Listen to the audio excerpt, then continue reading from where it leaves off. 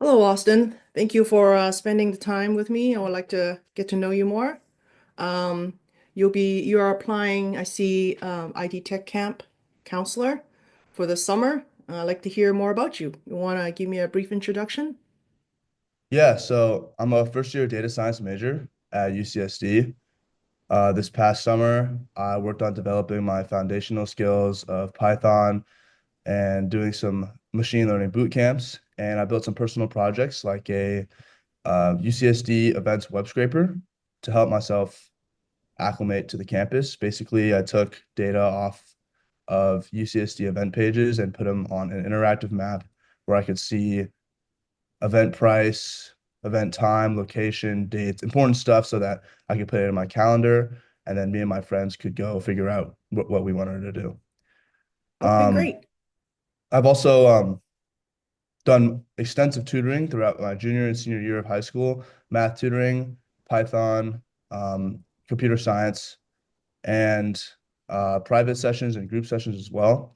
I absolutely love it too. Like it's tutoring is extremely fun, and I bring a lot of energy when I tutor.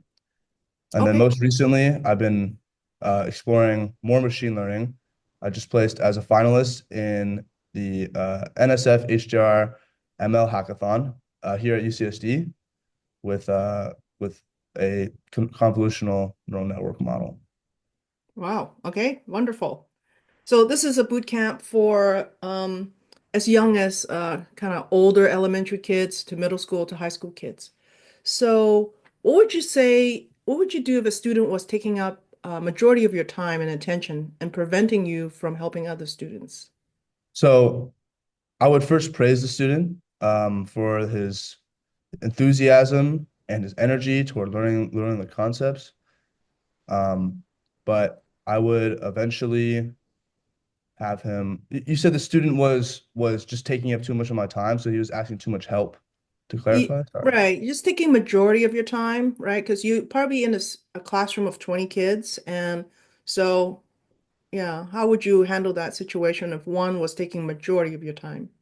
Okay, so if he was struggling, if he needed a lot of help understanding something that he couldn't figure out, I would try a couple different ways of explaining what he needed help on. And if he still didn't get it, eventually I would put him into like a uh, peer group where he could get peer revision and get a different environment on how to understand what he was working on. Because when you have an instructor hammering away at a concept, it can get kind of get overwhelming, and the student needs a change of environment if he's not understanding something. So yeah, I change his Okay. environment. And as I mentioned, there's going to be, kids from kind of older elementary grades all the way to high school. And sometimes we have classes with mixed skill sets, in the same class, some beginners and some more advanced. How would you keep the group interested? So if there were multiple skill levels in the student group I was teaching, let's say there was an advanced group and they were working too fast and they didn't need to be taught on the stuff that I was teaching. I would make sure that in the beginning that I gave the foundational instruction of the important concept of the day, whatever I was teaching, and then I would if I could see that they were advanced, I would allow them to expand on the concept and do like their own kind of challenge problem. The whole point is that all the students learn so that okay, if these students, if the advanced students are working on this challenge problem on a more accelerated pace, have a little bit more freedom in their and creativity in their project, I can allow them to work by themselves and learn more by themselves. And then I could focus more of my time on the beginner students who didn't really understand some of the core foundational elements of the lesson. Okay, great. Now, sometimes this camp parents are very enthusiastic and sometimes will stay, you know, for a large part of the day or sometimes even the whole day. How would you handle a parent that kept interrupting and trying to help during a session?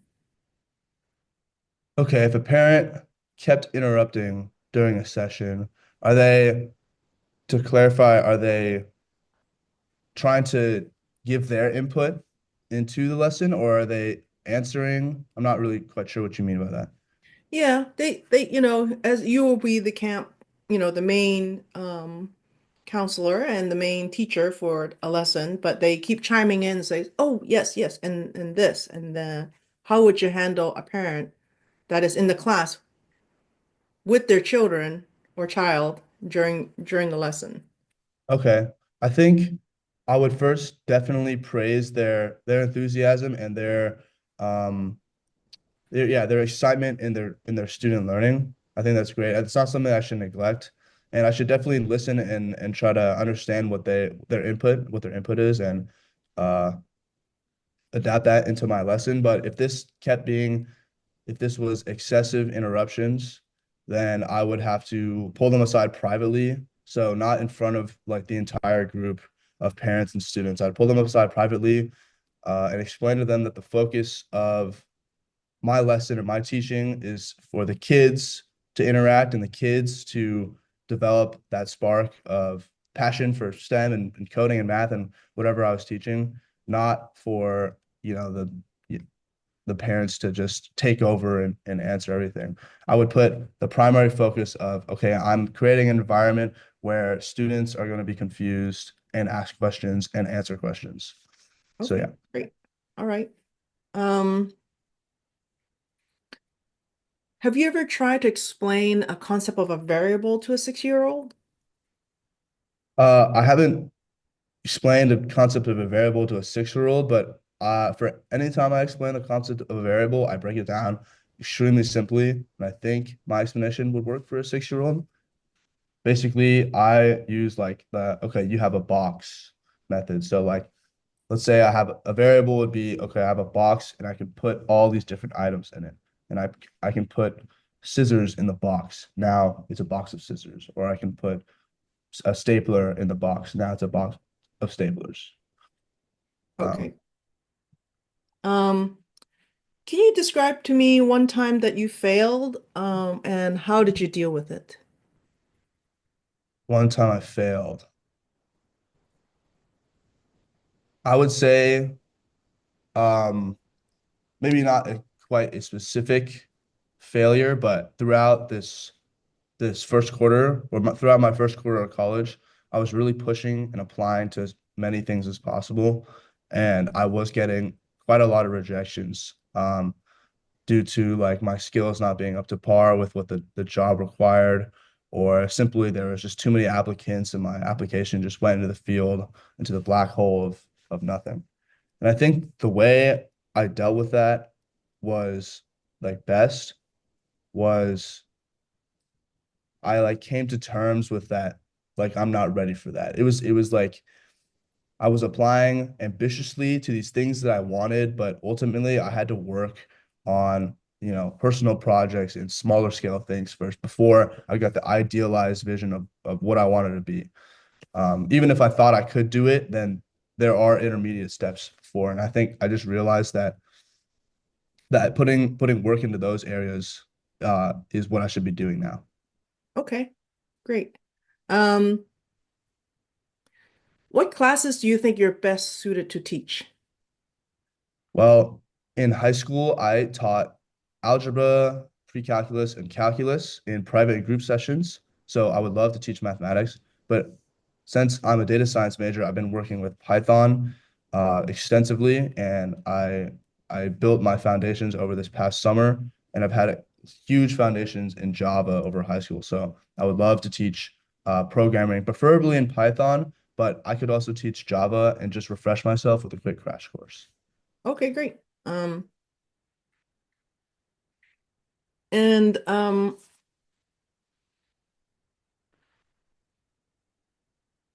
if a student is more advanced than you thought, what would you do to keep their engagement in the class?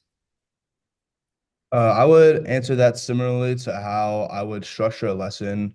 Like I said, with if there are advanced people in the study group and beginner people. I think if someone's advanced and they're getting things too fast, then they need a challenge that allows them a lot of freedom.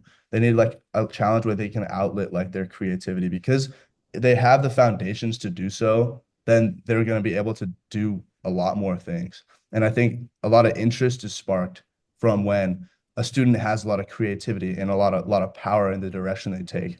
I would pose them some fun challenges that I did when I was at IDTech, as I was one of those advanced students and I Oh, had a lot of time and I didn't need a lot of explanation on the basic things.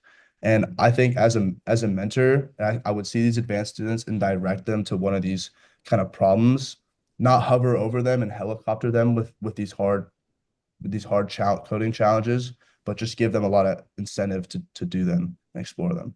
okay, great. So the camp is every every every program runs about a week. So you'll have kind of the same students Monday through Friday, right? They'll go through kind of like beginning project and then in the end.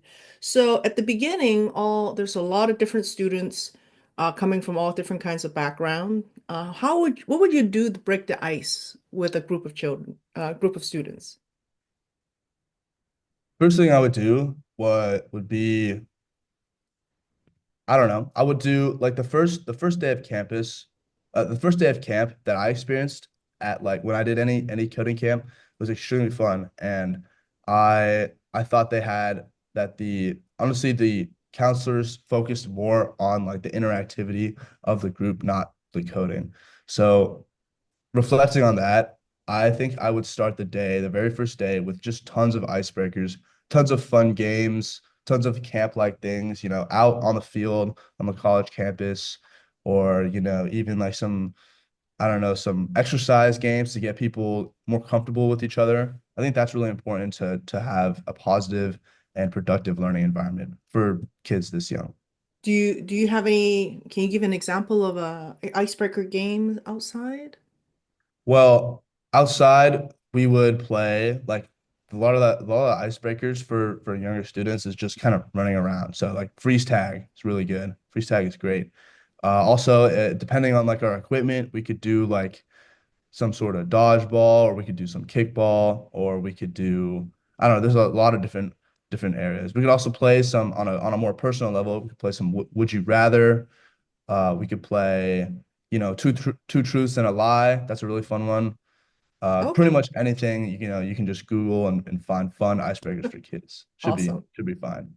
Okay. And how will you set expectation for your class at the beginning?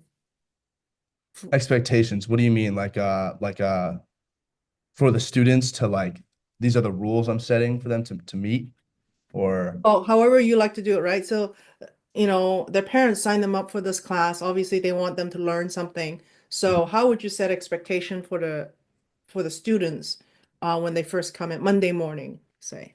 Like, what would you say? Hey, in this week, I'm gonna try to do this, and I expect uh, for you to have fun and gain some understanding of, how would you set up expectation for the children? And sometimes the parents are in the classroom too, so at the I beginning. think, yeah, definitely. I think it'd be extremely important to emphasize that if the students aren't succeeding and aren't,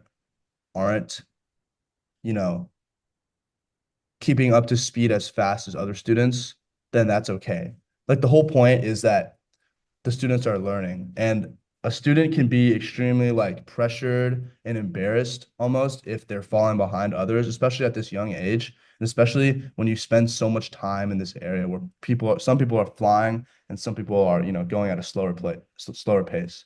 So emphasizing that, okay, I'm expecting you guys to learn, but it's okay if you guys learn at a slower pace. Like everything should be fun. Like if the student has a bad experience with coding, they're not going to want to touch it again. So Mm, that I see. I think just making sure that everyone is comfortable and not pressured is not Okay. pressure. That's Okay. that's my that's my biggest expectation. Okay. And then sometimes parents are very gung-ho and they sign up their kid for a class which they're actually not that energetic or, really want to do, but they're stuck in the class and they have very low energy and perhaps not contributing a lot in their own personal projects or in discussions. How would you handle that? Okay, well, I would try to relate to this student um, and find something in the lesson that they liked. For me, there was when I was a student, there was like at these IDTech camps, um, there were like times where I was like extremely bored, but and when a counselor came and posed this kind of like situation, I don't know, for me, it was like they would give this analogy and then they would relate like what I was working on back to like what I was interested in. And I think that kept me extremely engaged. And if a student is there for an entire day, I think it's pretty unrealistic that they're tapped out for the entire day. I think they would be bored in being tapped out, if you see what I mean. So I think they would want to find something to do, whether it was the incentive of playing video games after they finished the assignment while they waited for people, or if they got early lunch or extra food, or more like, I don't know, if we had this ticket system. Uh yeah, I'd either pose an analogy for interest or incentive, and then really try to work with the student and show that like this can be fun, you know. Okay, great. Now, tell me one of your greatest achievements. I think I'd like to give two if that's all right. Sure. Okay, well, yeah. So I think my greatest achievement is getting into UCSD, because I've grown so much. There's so much concentrated growing is what I like to call it. In the first quarter, like I have like there's so I can just feel myself like a completely different person, which I know everyone says, but I feel like I don't know, like confidence and career skill development wise, I think I've like it's like an exponential, not exponential, but it's a lot more than it was in high school. And then on a smaller scale, I think recently, yeah, like I just did this hackathon this past weekend and it was just 2 straight days of coding. And it was extremely rewarding to like get my name called up, get my team's name called up at the podium. Uh, Especially when I came into that hackathon with like only Python and a brief bit of machine learning experience. And we learned like everything along the way. So I would say, yeah, those are my two greatest achievements. Okay, great. And then on the flip side, what would you say is your greatest failure? Greatest failure. You know, honestly, I would say it would be in my greatest failure would be it's tough. I don't know, my soccer team, my club soccer team. There was there's this one tournament and I have never felt so much like passion and and eagerness and intensity in wanting to win this thing, as well as I've never felt such a strong community that was with me who also wanted to win this thing. There was like it was like a it was like hours of adrenaline, and I was so engaged in this tournament to win this, and we just couldn't, and we just fell short at the very end and lost in the semifinals and sorry in the finals. And that's it's like a feeling that's so crushing, when you like are so engaged and like it's like there's honestly like in your heart you feel there's no chance you can lose, but then you lose. I think that's I don't know if that's my greatest failure, but that's one of the most crushing feelings I've felt. And Okay. I definitely reflect on that a lot.